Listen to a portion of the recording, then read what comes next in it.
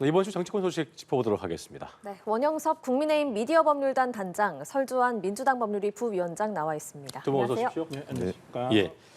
자, 이뇨한 혁신위원장 임명 이후에 여러 언론 인터뷰에서 정치 현안에 대한 견해들을 거침없이 좀 밝히고 있습니다. 잠시 후 저희 한시 뉴스에서도 출연할 예정인데 발언들을 좀 보면 영남권 중진들을 내년 총선에 서울 등의 험지 출마를 독려하겠다 입장도 밝히곤 했습니다. 일단 이에 대한 두 분의 의견도 좀 들어보도록 하겠습니다.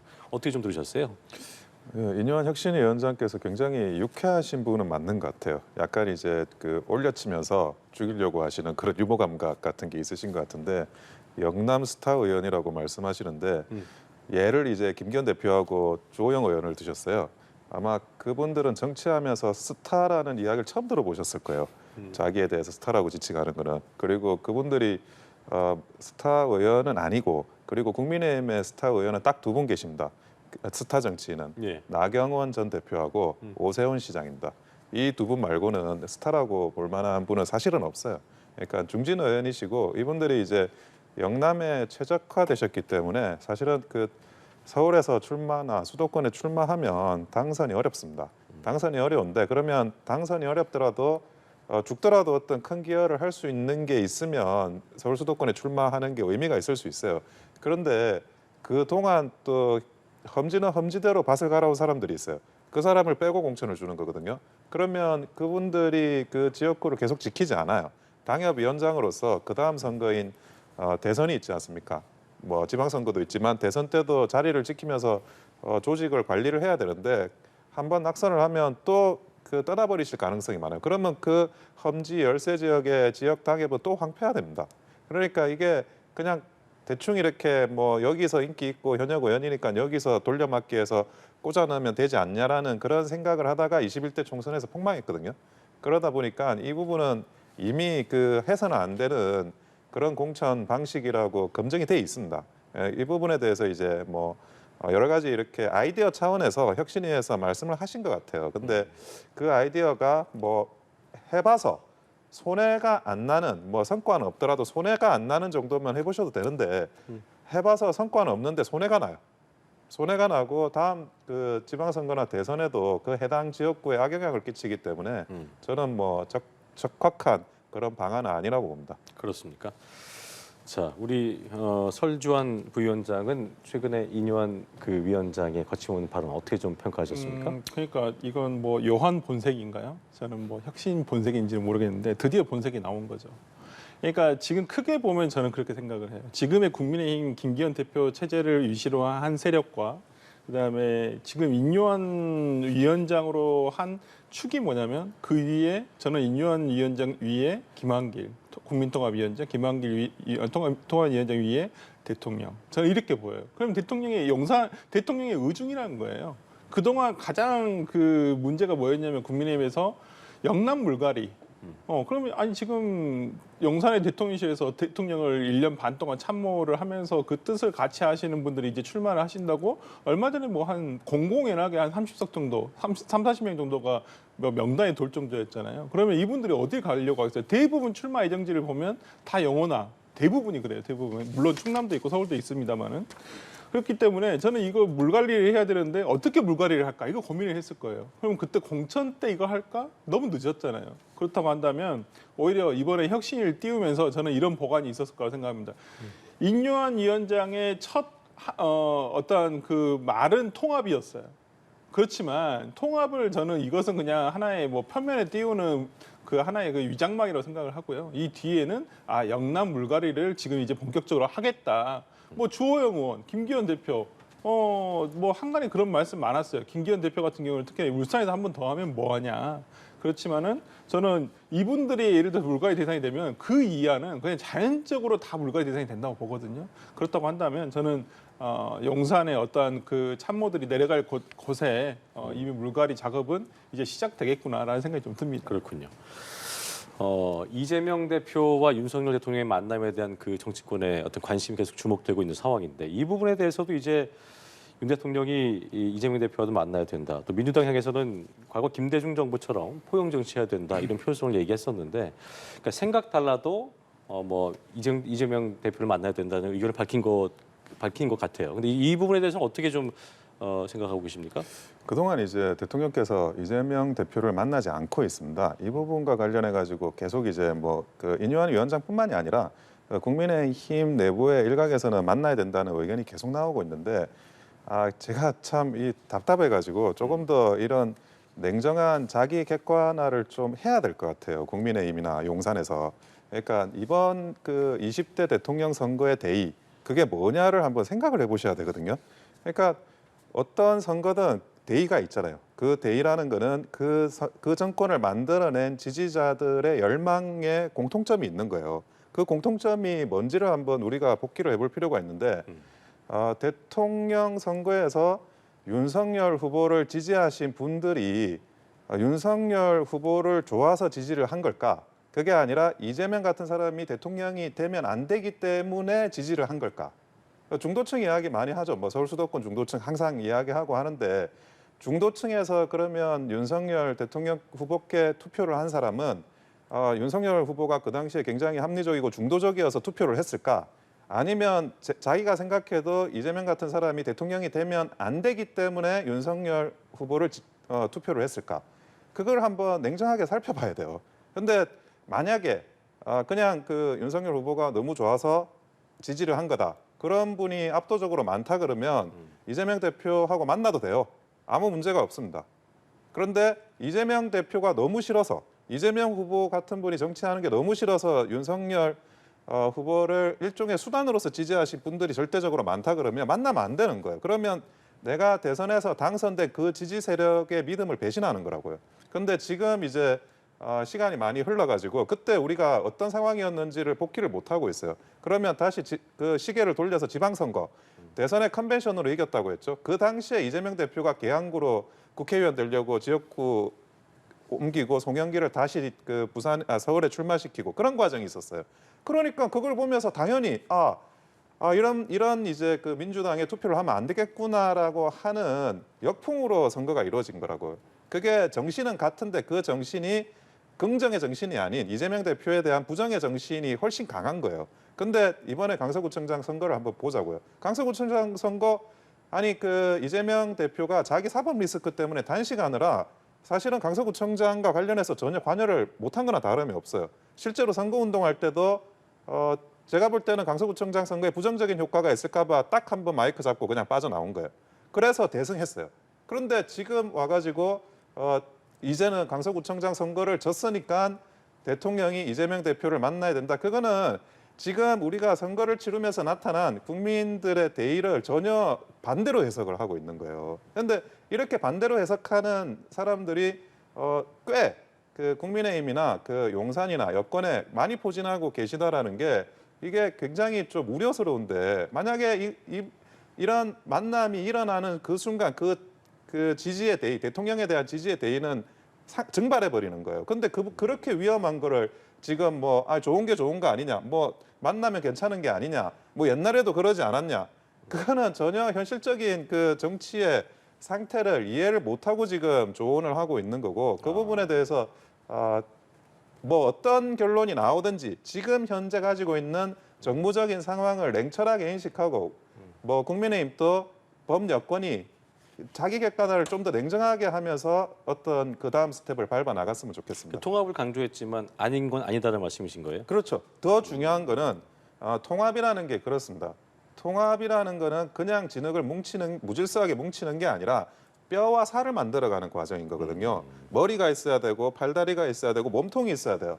머리는 뭐고 몸통은 뭐고 뼈와 피부는 뭐냐를 정확하게 지정을 해서 결합을 시켜놔야지 그게 아니고 그냥 다세포 생물, 그러니까 단세포 생물의 군집체 그렇게 만들어 놓으면 이거는 죽도 안 되고 밥도 안 되고 조금만 자극을 받아도 마치 그 몰려 있는 그 어떤 그 곤충들이 몰려 있는 그 군집체가 증발해 버리듯이 사라진다고요. 그 부분에 대해서 정치적인 맥락을 정확하게 짚고 대체를 하고 그 다음에 통합이라는 게 뭔지를 따져 나가야 된다는 겁니다. 그래서 사실 통합이 어려워요. 어려울 때와 해 나가야 된다는 네, 거죠. 원단장 말은 이제 뭐 두루뭉술 통합이 아닌 좀 구체성이 있는 통합을 얘기하셨는데 어떻게 좀 제가 반론하시겠습니까? 지난 시간에도 지난주에도 똑같은 얘기를 드렸었어요. 이 공부를 시험을 못 봤을 때 오답 노트를 잘 만들어야 돼요. 저 작년 시험지로 저렇게 얘기를 하시는 거예요. 이번 시험 문제는 평가가 달랐잖아요. 그러니까 뭐 이재명 대표에 대한 뭐 대선 때의 평가, 지방선거 때의 평가 그건 알겠어요. 무슨 말씀인지 저도 이해는 해요. 근데 이번에 강서구청장 보궐선거로 그러니까 혁신위가 왜 생겼죠? 강서구청장 보궐선거 때문에 생긴 거예요. 그러면 거기서 예를 들어서 17% 특히나 서울에서 이만큼의 차이가 난 거예요. 그동안에 그러면 이 강서구청장에 대한 선거의 결과를 어떻게 우리가 규정을 하고 있나요? 정권에 대한 심판이라고 하고 있어요. 윤석열 정부가 1년 6개월 동안 뭘 못했는지 불통, 이재명 대표? 아니 인간 이재명을 만나는 게 아니잖아요. 뭐 야당 대표 좋아서 만납니까? 서로 불편하죠. 하지만 정치를 하자는 거예요. 정치를. 대한민국을 위해서 정치를 하자는 거예요. 여야가 거기에 대통령과 함께 정책을 같이 논하고 어떤 뭐 인간 이재명하고 친해지라는 거 아니잖아요. 윤석열 대통령과 야당 대표와 여당 대표가 만나서 정치를 하자는 거예요. 그 부분에 대해서 지금도 계속 저렇게 예를 들어서 작년처럼 그렇게 생각하신다. 민주당으로서는 좋죠. 계속 이렇게 뭐 대통령이 협치 변화된 모습 안 보이고 지금도 변화된 모습 잘 모르겠습니다만은 뭐 계속 하면 민주당으로서는 내년 총선까지 아주 좋습니다. 계속 해주시면 좋은데 저는 그래서는 안 된다. 지금이라도 대통령에게 바라는 것은 대통령이 바뀌셔야 한다는 거예요. 이재명을 좋아하라고 만나라는 거 아니에요. 야당 대표 만나서 국정을 풀어가야죠. 대법원장 저렇게 놔둘 겁니까? 헌재소장 놔둘 겁니까? 국가 운영 안 하실 거예요. 야당 대표가 필요합니다. 그래서 만나시라는 거예요. 예. 인 위원장의 여러 의견들에 대해서 저희가 좀 짚어봤는데요. 이 혁신위의 1호 혁신안은요, 당내 화합을 위한 대사면이었습니다. 이준석 전 대표 그리고 홍준표 대구시장의 징계 해제를 건의를 하겠다는 건데요. 이 첫 번째 혁신안 어떻게 평가하셨는지요? 첫 번째 혁신안은 저는 굉장히 긍정적이라고 보고 있어요. 긍정적이다? 예, 우선은 이제 대표적으로 그 사면의 대상자가 세 분이시잖아요. 한 분은 이제 이준석 전 대표 그리고 홍준표 시장 그리고 김재원 최고인데 예. 이준석 전 대표만 하더라도 이미 뭐 탈당 신당 트랙으로 거의 간 것 같아요. 그러니까 인터뷰나 이런 거 보면 마음은 이미 굳어진 것 같고 그래서 그 부분과 관련한 논의는 변론으로 하더라도 홍준표 시장도 그 총선 때 그런 어떤 당을 위해서 뭐 그런 발언이라든지 그 당의 가장 큰 스피커로서 역할을 좀 해주실 게 필요합니다. 그 부분에 대해서 지금 징계 상태에서 있기보다는 사면된 상태에서 본인이 역할을 해주시기를 바라는 마음이 있고 그리고 김재원 최고도 마찬가지예요. 김재원 최고도 그 본인이 당에서 그런 총선 과정에서 하실 역할들이 굉장히 좀 있거든요. 그게 필요한 전력입니다. 그런 필요한 전력인데 지금 또 징계 상태에서면 징계를 시켜놓고 사람을 쓴다라는 게 이게 논리 모순이지 않습니까? 어떤 당직을 줄 수도 없고 그렇기 때문에 이 부분에 대해서도 다시 한번 이제 총선에 앞둬서 전력을 재구성한다는 차원에서도 굉장히 필요한 것 같아요. 그런데 참 희한하게도 그 선거에 가장 필요한 전장에 가장 필요한 장군들이 지금 이제 여러 가지 이상한 상황에 처해 있어가지고 족쇄가 돼 있는 경우가 그동안 많았어요.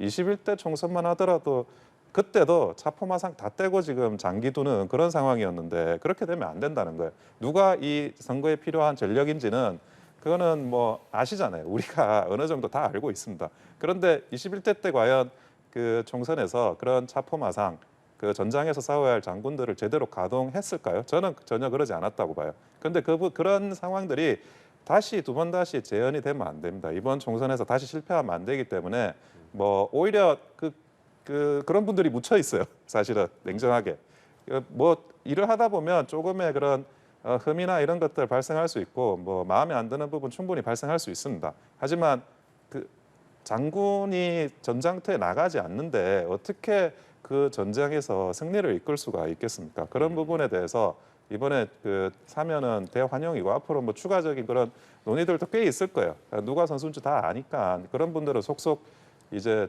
전장으로 돌려보내는 게 가장 필요한 일입니다. 예, 총선 앞두고 잘했다 이렇게 굉장히 좋게 평가를 해주셨는데 1호 혁신안 어떻게 평가하세요? 근데 이제 좀 그게 진정성이 없다는 건 느껴져요. 진정성이. 예, 그게 그냥 모면하기 위한 것이구나라는 생각 들고 아니 얼마 전까지만 하더라도 국민의힘이건 정부 여당 예를 들어서 용산 대통령실이건 관계자 말로 이준석 쫓아내면 지지율 올라갈 것이다 국민의힘. 그럼 빨리 쫓아내야죠. 이거 뭐 하는 거죠? 다시 걷어들여 임요한 혁신위원장 지금 뭐 하시는 거예요? 당 전체적인 분위기가 아니면 주류적인 분위기가 지금 다른 말씀이나 다른 행동을 하고 계시는 거예요. 그렇기 때문에 그 이준석 대표라든지 홍준표 대구시장에 대한 이런 징계 해제인지 정확하게 이게 모르겠어요. 제일 처음에는 사면이라고 표현을 해가지고 이게 굉장히 뭐 받아들이는 입장에서는 내가 뭐 사면해달라고 얘기한 것도 아니고 뭐 그런데 왜 사면이냐, 뭘 잘못했어야 사면이지. 그래서 오늘 보니까 징계 해제라고 돼 있어서 일단 저는 뭐 긍정적입니다만은 그 당사자들이 별 반겨하지는 않는 것 같아요. 보니까 그러니까 한 분만 반겨하시는 것 같아요. 김재현 최고만. 김재현 최고는 이제 총선 출마의 길이 열렸기 때문에 그러시는 거고 나머지 두 분은 뭐 뭘 잘못했죠 도대체? 저도 그게 좀 의아해서. 예. 예. 그 부분을 이제 제가 원단장께 여쭤보려고 했는데 네. 일단 당 지도부도 긍정적으로 검토를 하고 있습니다만 당사자인 이 전 대표도 그렇고 홍 시장도 SNS에 쓴 거 보니까 이 전 대표 같은 경우에는 무격다짐으로 아량이라도 베풀듯 접근하는 거 사태 악화시킬 뿐이다. 그리고 홍 시장 같은 경우에는 총선까지 배제되고 나니까 마음이 한결 가볍다. 총선 후에 바뀐 정치 지형과 새롭게 정치 시작하면 된다. 니들끼리 총선 잘해봐라. 뭐 이런 얘기를 하기도 했어요. 그러니까 사실 인현 위원장은 이 전 대표도 면담 의사 있다 했는데 본인 선수들이 아까 얘기했던 그 장수들이 나 싫어요라고 하면 이게 참 또 곤란할 거 아니겠습니까? 그게 이제 그 이준석 전 대표나 홍준표 시장이나 반대는 하시는데 결은 약간 다른 것 같아요. 왜 다르냐면 예. 이준석 전 대표 같은 경우에는 뭐 이미 그 신인규 변호사가 그 창당 발긴 대회를 또 준비하고 있고 뭐 그러다 보니까 제가 볼 때는 뭐 그동안 인터뷰 내용이나 이런 거를 쭉 종합적으로 검토해 볼 때는 뭐 탈당하고 신당을 가거나 뭐 그런 식의 시나리오가 있지 않을까 싶어요. 근데 본인이 이제 탈당을 하고 다른 그 길을 가려고 할 때 계속 이제 그 정당 입장에서 국민의힘 입장에서 손을 내미는 게 아니 이제 나는 마음이 섰는데 그 명분을 축적하기가 굉장히 곤란한 상황이 되는 거거든요. 그래서 그 본인 입장에서는 크게 사실 반기지 않는 거고 그리고 그 이준석 전 대표에 대한 징계는 곧 풀릴 예정이었어요. 기간이 만료돼 가지고. 그러니까 지금 풀리나 뭐 한두 달 뒤에 풀리나 그게 총선에 대한 자격 요건하고 관련이 없어 가지고 그 부분에 대해서도 본인이 실익은 없고 예를 들어 뭐 자기가 가려고 하는 어떤 탈당 이후의 길에 대해서 이게 장애물로 될 수 있다. 그렇게 생각을 하고 그리고 이제 인요한 위원장하고 만나봤자 인요한 위원장이 그러면 이준석 대표의 고민을 들어주었던 걸 할 수 있는 게 없어요. 무슨 말이냐면 과거에 이제 그 이준석 전 대표하고 어떤 문제를 해결했을 때 결국 그 인상적인 장면이 그거죠. 그 윤석열 대통령의 따봉이었죠. 그게 바로 있어야 돼요. 그 정도가. 체리 따봉이요. 예, 그게 뭐냐면 이제 그 대통령의 사과에 준하는 그걸 인요한 위원장이 받아오지 않는 이상에는 네. 본인이 그 이준석 전 대표가 받을 수 있는 게 없어요. 그런데 홍준표 대표는 경우가 아니에요. 그 경우가 일단 홍준표 대표는 탈당 시나리오 자체가 없어요. 아니, 대구시장인데 무슨 탈당을 하고 국민의힘에서 지금 대선 나오셔야 되는데 탈당을 하겠어요. 그런데 지금은 이제 이 부분에 대해서 이제 조금 이제 반발을 하시는데 홍준표 대표는 그 페이스북에도 있지만 김기현 지도부와 각을 세웠던 거예요. 김기현 대표하고 어떤 뭐 모종의 어떤 그 협의점이 있으면 본인은 이제 이 갈등은 사라지는 거예요. 그리고 인요한 위원장이 그 정도는 할 수 있고 해야 된다고 저는 생각을 하는 겁니다. 그러면 이제 또 그 홍준표 시장 같은 경우에는 원하는 게 뭐 그 정도 수준이고 그리고 이제 본인이 어차피 시장이니까 대구시장 자기가 총선 출마도 안 하잖아요. 그리고 본인이 할 수 있는 게 이제 정치행위로서 그 지자체장으로서 제한이 있기 때문에 어떤 뭐 그 SNS에 글 쓰는 정도예요. 그러니까 그 부분과는 어느 정도 모양새를 협의할 수 있고 추가적인 그 저는 홍준표 시장하고의 모양새 협의는 뭐 필요하다고 보여집니다. 그러면 뭐 홍준표 대표는 좀 설득 가능할 수 있지만 이 전 대표는 루비콘강을 건넌 겁니까? 지금은 리모컨강을 건넜다고 봐야 되죠. 왜냐하면 지금 이제 그 신인규 변호사가 탈당을 했잖아요. 그게 이준석 전 대표하고 모종의 뭐 그런 이제 같은 연락하에서 진행된 게 아닐까 많은 사람들이 그렇게 의심을 하거든요. 근데 지금 빨리 행정 작업을 진행을 하고 있어요. 생각보다 신인규 변호사가 그러다 보니까 그게 이제 어느 정도 가시화되는데 사실은 이제 뭐 어떤 분들은 조금 일찍 그 터트려 가지고 나중에 식상해지지 않을까라는 그런 의견도 제시하지만 이런 탈당 트랙이나 창당 트랙이 그런데 정당을 만들어 보려고 그러면 그 스케줄이 굉장히 길어요. 그래가지고 그거를 뒤늦게 예를 들어 12월 신당이라고 하는데 12월에서는 절대 못 만듭니다. 지금 그래서 시작을 한 거예요. 지금 시작을 하면 그러면 다음 이슈는 사실은 생각보다 빨리 전개가 될 수밖에 없거든요. 그 신당에 누가 가느냐에 대한 문제. 그렇기 때문에 저는 뭐 어느 정도 진행이 끝나지 않은가 돌이킬 수는 없지 않나 하고 생각하고 있습니다. 네. 설 위원장은 상대당 입장에서 좀 어떻게 그 인 위원장의 앞으로 뭐 이전 대표의 만남이랄까요? 이런 것들 어떻게 좀 진행될 거라고 예상하세요? 뭐 만나는 건 저도 뭐 이준석 대표나 유승민 대표 전 대표가 뭐 마다하지 않을 것 같아요. 뭐 만남 마다하지 않는다. 예, 예, 뭐 이준석 대표 온갖 라디오나 온갖 미디어 프로그램 다 나가잖아요. 뭐 다음 주도 조정훈 의원과도 뭐 토론도 지금 예정이 돼 있는 것 같고요. 네. 그래서 저는 뭐 두 분이 뭐 인요한 위원장을 굳이 피할 필요는 없다라고 보이고요. 아마 만날 걸로 저는 예상이 돼요.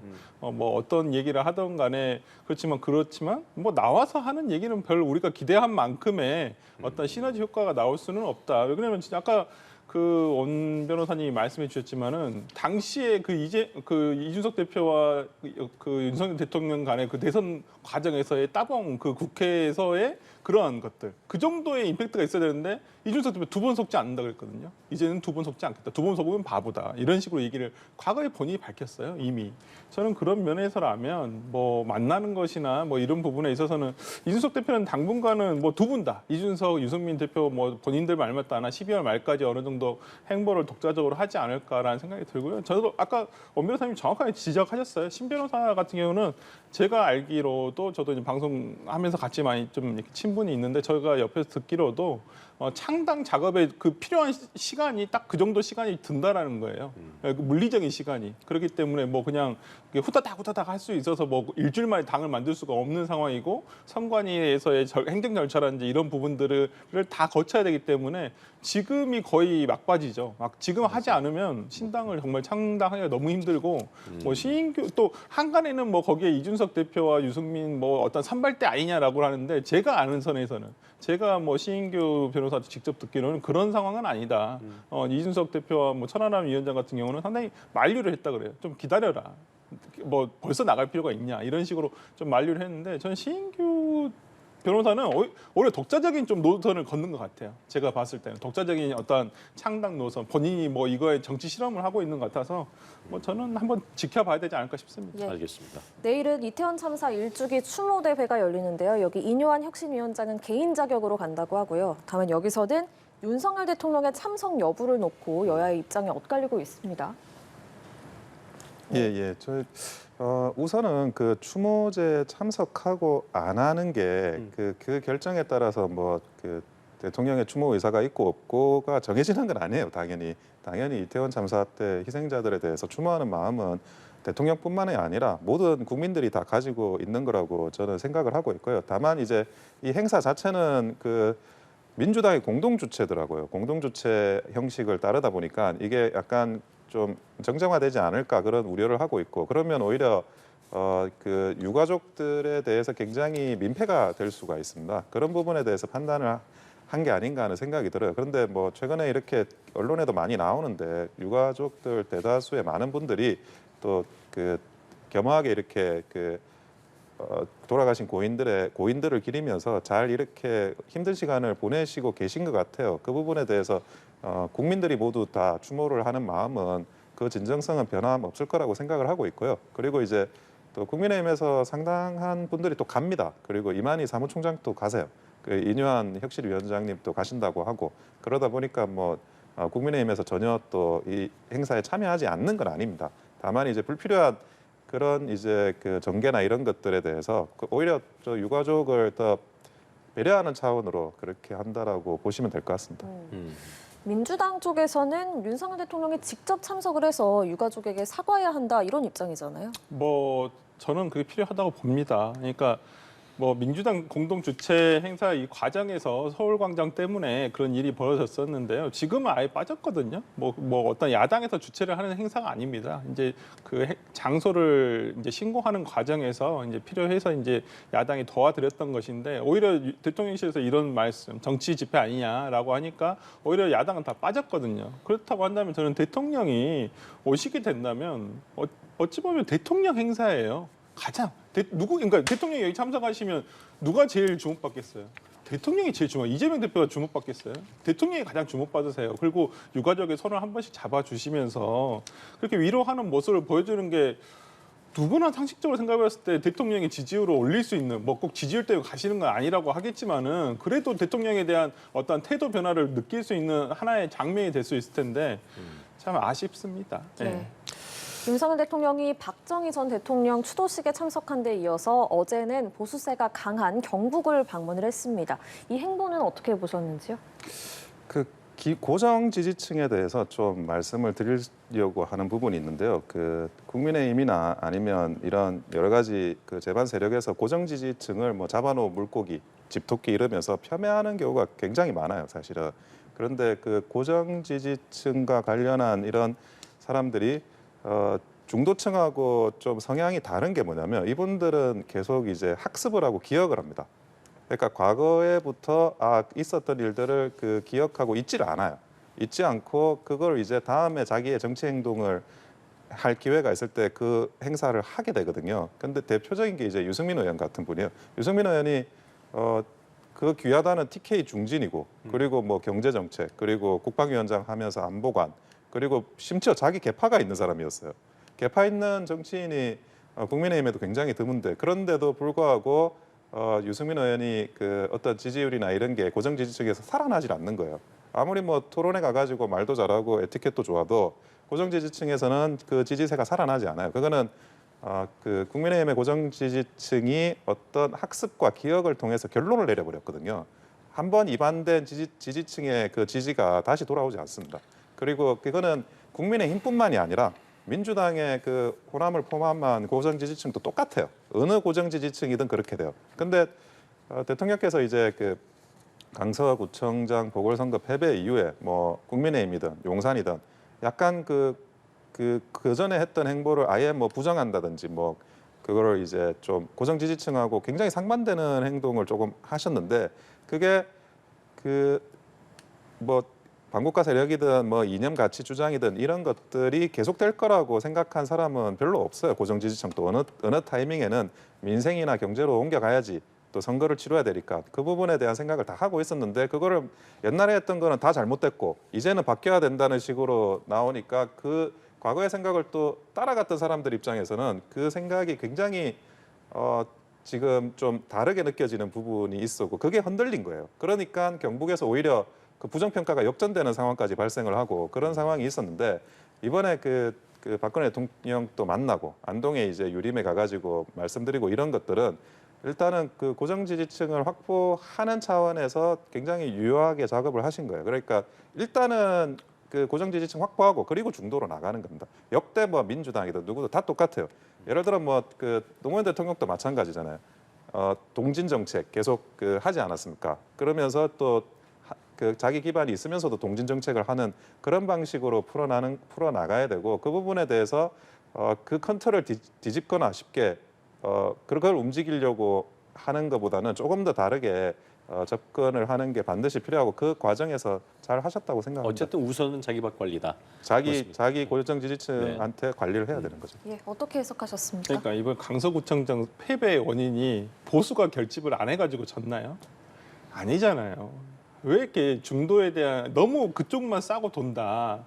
그러니까 제가 이번에 다녀오셔가지고 제발 이번에는 안 가셨으면 좋았겠다 생각하는 데가 서문시장이라 이런 데였거든요.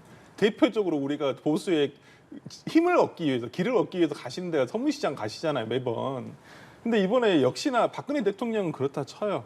또 박근혜 대통령이 서울까지 오시고 뭐 그렇다 치더라도 오히려 경북을 방문하기보다는 이럴 때는 오히려 광주 전남이라든지 아니면 충청도라든지 본인의 지지세가 약한 데를 가셔야 돼요. 그러니까 대통령께서는 지금 본인이 이제까지 못하고 본인이 두려운 곳을 가셔야 돼요. 이태원 유가족 참사 추모 현장이라든지 어찌 보면 광주 호남이라든지 충청도라든지 이런 데 가셔야지. 이제까지 맨날 가면 자기한테 박수 쳐주는 TK 지역 가서 뭐 합니까? 그러니까 거기 있는 분들은 오히려 그렇게 원하실 거예요. 지금 뭐 원영수 변호사님 얘기하시는 분들 일정 부분 저는 일리는 있다고 본지만은 오히려 지역에서는 그럴 겁니다. 내가 지지하고 내가 투표한 대통령이 대한민국의 어떤 많은 국민들의 성원을 받아서 지지를 받아서 국정 운영을 잘했으면 좋겠다고 생각하시는 것이지 계속 이렇게 30%에 머물러 있는 지지율 30%에 머물러 있는 그냥 우리 지역의 대통령으로 남아있기를 원하지는 않으실 거라고 저는 보고 있어요. 그러니까 그분들의 생각도 저는 그렇게 보기 때문에 왜 이렇게 본인이 약하다고 스스로 생각하시죠? 본인은 강하세요. 윤석열 때 누가 봐도. 근데 지금의 어떤 행보는 굉장히 본인이 약하다고 생각하시는 것 같아요. 속으로. 아, 불안하다. 내가 그러니까 다시 한번 TK 가서 나한테 박수 쳐준 사람들한테만 손을 잡아야 되겠다. 이렇게 생각하시는데 글쎄요. 이 강서구청장 보궐선거에 한번 의미를 다시 한번 좀 되짚어 봤으면 좋겠습니다. 대통령께서. 자, 민주당 얘기를 좀 해보겠습니다. 이재명 대표가 지명직 인선을 마무리 지었습니다. 하지만 일단 지명 최고위원회 친명계인 박정현 전 대덕구청장, 정책위 의장에는 비명계 3선인 이계호 의원을 임명했는데 일단 이거에 대해서는 인선 놓고 통합 메시지의 진정성이 없다는 비명계의 또 비판도 있어서 당내 분위기가 좀 어떤지부터 좀 들어보겠습니다. 글쎄요, 저는 이렇게 당내 어떤 구색 맞추기를 해야 된다, 배려를 해야 된다라고 얘기는 합니다만은. 그래서 제가 친명이고 비명을 떠나서 네. 저는 이제 총선도 얼마 남지 않았어요. 이제 최고위원회가 어떤 역할이란 것이 그렇게 멀지 않습니다. 이제 12월이 넘어가게 되면 예산안이 끝나면 총선 체제예요. 그렇다고 한다면 친명으로 가도 저는 상관없다고 봅니다.